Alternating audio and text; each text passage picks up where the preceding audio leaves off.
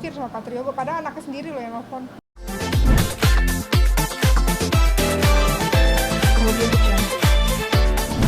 Enggak, biar ini juga sambil dipotong, biar beliau untuk secara hukum nanti teman-teman wartawan ataupun media bisa tanya ke saya selaku kuasa hukumnya. Untuk yang klien kami memang terkait dengan peristiwa ini terjadi sehingga kita mengajukan gugatan ini. Jadi mungkin biar bisa displit untuk ininya, jadi biar enak hari ini. Sekarang gimana yang Pak Triyogo ternyata tidak bertanya ini nggak datang? Ya harusnya dia datang ya. Gak tau lah, sama aja ya seperti Reski ya, gak datang juga. Kenapa saya nggak tahu. Mudah-mudahan nanti tanggal 15 Desember saya berharap sih Pak Triyogo datang untuk menyelesaikan masalahnya dengan saya. Dan selain mediasi apa nanti yang mungkin sudah Ya, baik. Intinya bahwa gugatan kita yakni terkait perbuatan melawan hukum atas hal yang telah dilakukan oleh tergugat satu, yakni Pak Triyogo dan istrinya selaku tergugat dua, yang mana sudah kita daftarkan pada Pengadilan Negeri Bekasi ini tentunya untuk masalah mediasi mengikuti Perma nomor 1 2016 itu adalah hukumnya wajib untuk para pihak hadir ya, makanya kita meminta juga karena kita juga beretikat baik, penggugat yang beretikat baik, karena kita walaupun sidang pertama kita menghadirkan prinsipal kami langsung yang mana untuk benar-benar memperjuangkan hak daripada putri beliau yang mana saat ini masih butuh yang namanya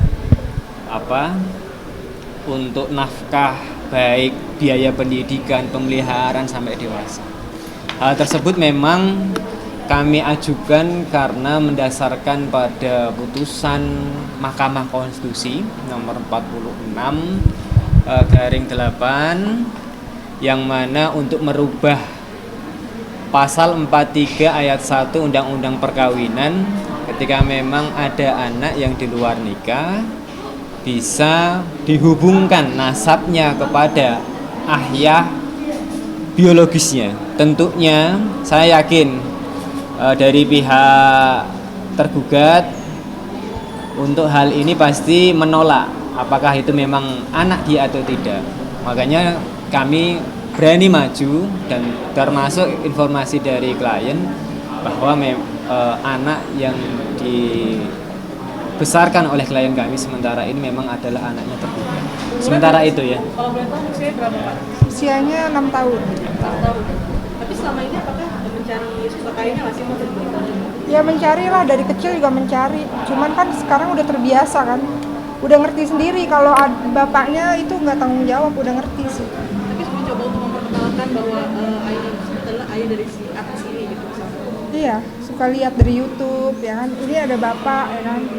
Kayak kemarin kan Pak Triyogo kan ulang tahun kan, dia lihat dari YouTube. Ini bapak Gogo ulang tahun ya ada di YouTube. Suka lihat udah pintar main handphone sendiri, jadi udah ngerti.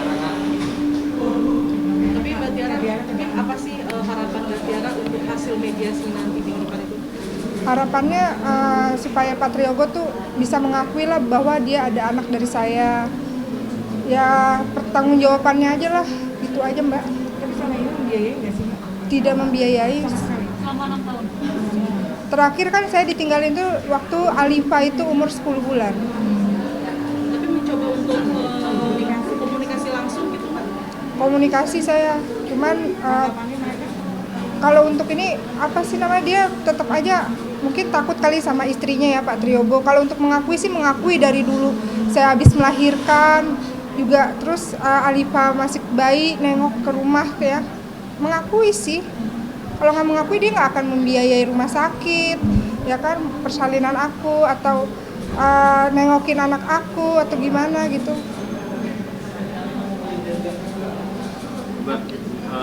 Bakal mengajukan tes DNA juga nggak? Oh dari dulu, dari saya waktu awal-awal ditinggalin 1 bulan itu 2016, saya sempat minta tes DNA. Dari dulu saya kejar-kejar tes DNA aja yuk, cuman dianya nggak ada respon, nggak ada. Dari dulu bukan saya diem aja karena saya pikir masih ada etikat baik lah Bapak Triogo untuk saya gitu. Saya tunggu sampai anaknya 6 tahun kan harus saya ini, karena kan saya belum ada akte kelahiran, harus diselesaikan lah karena anaknya udah cukup umur untuk sekolah gitu. Makanya saya ya udah saya iniin aja lah.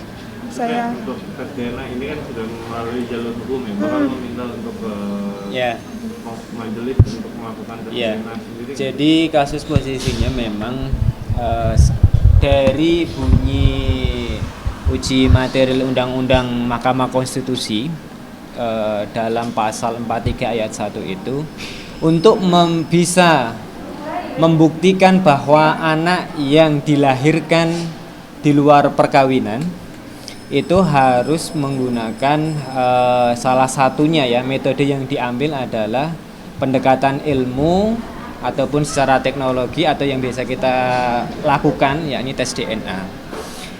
Bahwa dalam tes DNA ini sudah kita masukkan dalam gugatan kita terkait pastinya harapan kami perkara ini bisa selesai dalam tahap mediasi. Harapan kami ya, biar semua terbuka. Akan tetapi kita nggak tahu nanti fakta peristiwa hukumnya seperti apa. Yang jelas minta dukungan teman-teman media untuk mengawal permasalahan ini, yang mana biar kami dalam memperjuangkan putri dari klien kami ini sesuai dengan harapan kami dan secara hukum juga diperbolehkan. Sementara itu dulu ya untuk ininya ya. Acara sendiri sudah pagi-pagi datang tapi akhirnya ternyata sidang ditunda. Ada perasaan kecewa, kesel? kalau kecewa sih ada ya, karena Pak Triogonya nggak datang. Ya. Saya berharap tanggal 15 Desember untuk Pak Triogo supaya hadir gitu loh. Jadi masalahnya biar cepat selesai.